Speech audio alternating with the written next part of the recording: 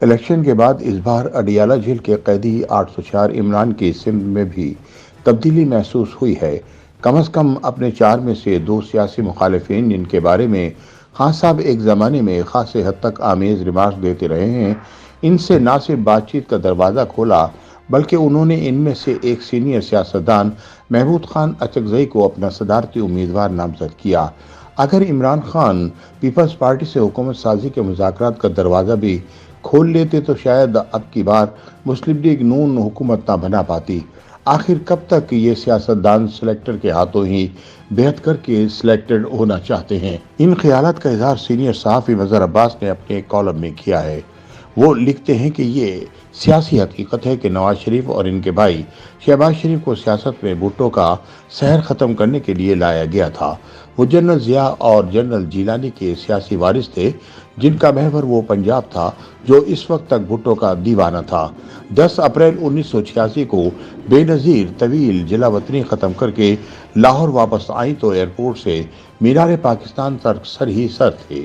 ISI کے سابق سربراہ جنرل حمید گل مرحوم نے ایک انٹرویو میں اعتراف کیا تھا کہ اس استقبال سے فوج کے اندر کچھ حلقوں میں خوف پیدا ہو گیا کہ بے نظیر کہیں فوج سے انتقام تو نہیں لے گی، مگر میں پہلی بار ان سے ملا تو مطمئن تھا کہ وہ ایک محب وطن خاتون ہیں۔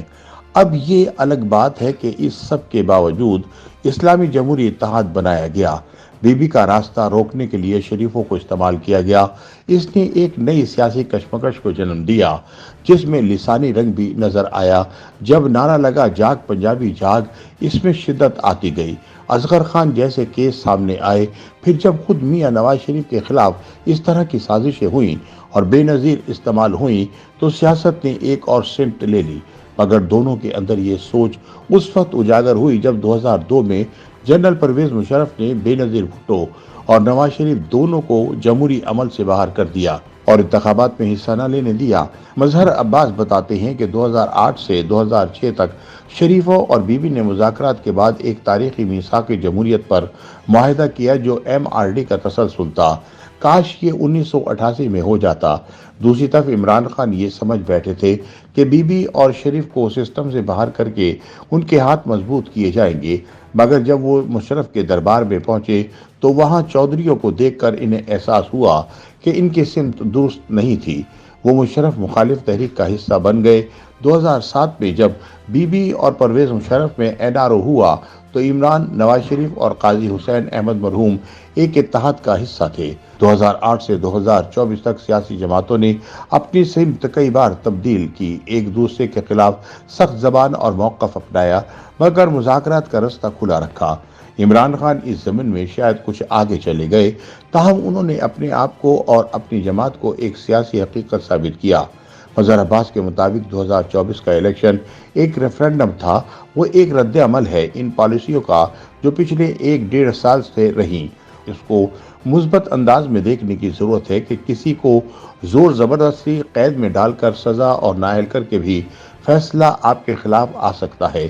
کیا ہی بہتر ہوتا کہ الیکشن کے بعد پیدا ہونے والی صورتحال میں بانی PTI اپنے باقی 2 سیاسی مخالفین سے نہ صحیح ان میں سے کسی ایک سے مذاکرات کا دروازہ کھولتے تو شاید اس وقت مسلم لیگ نون کے لیے حکومت بنانا ناممکن سا ہو جاتا، کیونکہ پیپلز پارٹی نے حکومت سازی کے لیے مذاکرات کا اشارہ بھی کیا تھا۔ آخر کب تک یہ سیاستدان سلیکٹر کے ہاتھوں ہی بیعت کر کے سلیکٹ ہونا چاہتے ہیں؟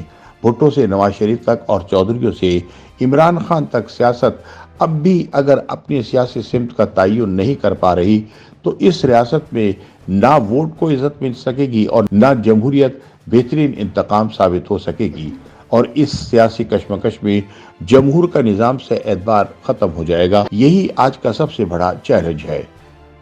YouTube پر گوگلی نیوز دیکھنے کے لیے youtube.com کی سرچ بار میں گوگلی نیوز TV ٹائپ کریں۔ گوگلی نیوز کے پیج پر سرخ رنگ کے سبسکرپشن والے بٹن پر کلک کرنا نہ بھولیے۔ YouTube پیج پر اپلوڈ ہونے والی ویڈیوز سے باخبر رہنے کے لیے بیل آئیکن پر کلک کیجیے۔ آپ کو ہر نئی ویڈیو کے بارے میں نوٹیفیکیشن موصول ہو جائے گا۔